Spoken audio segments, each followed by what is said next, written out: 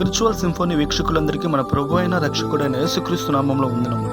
మీరు గత వీడియో చూడకపోతే కింద డిస్క్రిప్షన్లో లింక్ ఇస్తున్నాను, కాబట్టి తప్పక మీరు వీక్షించగలరని మనస్ఫూర్తిగా కోరుకుంటున్నాను. ఛానల్ని మీరు ఇప్పుడే వీక్షించినట్లయితే లైక్ చేసి సబ్స్క్రైబ్ బటన్ క్లిక్ చేసి మరిన్ని వీడియోస్ కోసం పక్కన ఉన్నటువంటి బెల్ ఐకాన్ ప్రెస్ చేయండి. హిబ్రూ, గ్రీక్, అరామిక్ భాషల్లో రాసిన బైబిల్ తెలుగులోకి ఎలా అనువదించారు, ఎవరు అనువదించారు, ఎప్పుడు అనువదించారు అనే అంశాలు ఈ వీడియోలో తెలుసుకుందాం. దక్షిణ భారతదేశంలో ద్రవిడ భాషల్లోని తెలుగు భాష ఒకటి. అన్ని ప్రధాన ద్రవిడ భాషల్లాగానే తెలుగు భాషకు లిపి, సాహిత్యం ఉన్నాయి. తెలుగు బైబిల్ అనువాదం 18వ శతాబ్దంలో ప్రారంభమైంది. 1727లో జర్మన్ లూథరన్ మిషనరీకి చెందిన బెంజమిన్ షెల్చ్ తెలుగులో క్రొత్త నిబంధనను, 1732లో పాత నిబంధనను ట్రాన్స్లేట్ చేశారు, కానీ ముద్రణకు నోచుకోలేదు.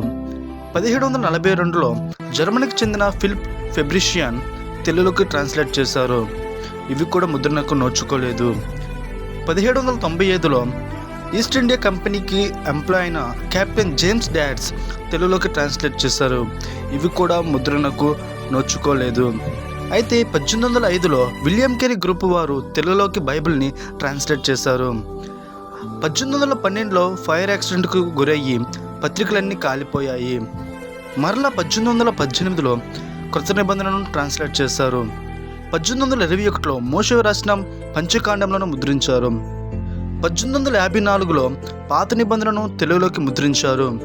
1857లో మద్రాస్ ఆక్సిలరీ వారు తొలి సంపూర్ణ బైబిల్ అనగా పాత నిబంధనను, క్రొత్త నిబంధనను ముద్రించారు.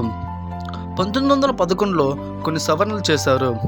ఆ పైన 1953 మరికొన్ని సవరణలు చేసి బైబిల్ని ముద్రించారు. కాబట్టి దేవుని వాక్యం ఇలా సెలవిస్తుంది: యెహోవా ధర్మశాస్త్రమునందు ఆనందించుచు దివారాత్రం దానిని ధ్యానించువాడు ధన్యుడు.